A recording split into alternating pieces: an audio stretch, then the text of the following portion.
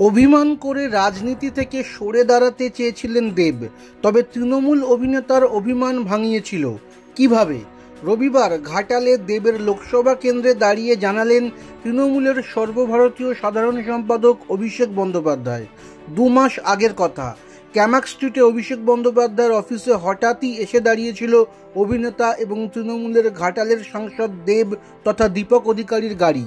তারও বেশ কিছুদিন আগে থেকে সোশ্যাল মিডিয়ায় অভিনেতার একের পর এক পোস্টে তিনি ইঙ্গিত দিচ্ছিলেন রাজনীতি থেকে বিদায় আসন্ন। স্বাভাবিকভাবেই সেই দিন দেবের অভিষেক দর্শনে দুয়ে দুয়ে 4 করে দিয়েছিলেন অনেকে। কেউ কেউ ভেবে ফেলেছিলেন দেব ইস্তফা দিতে এসেছেন, কিন্তু কার্যক্ষেত্রে তা হয়নি।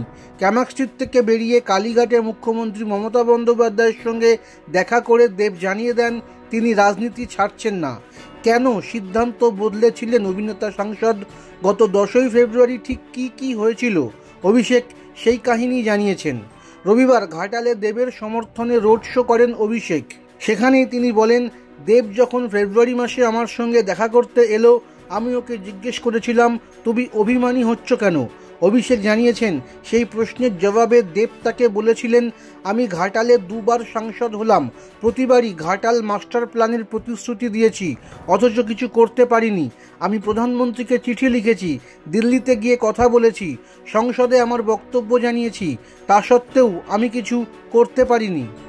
অভিষেক বলেন, আমি তখনই দিদিকে ফোন করি এবং জানাই দেব যা বলছে তা সঙ্গত।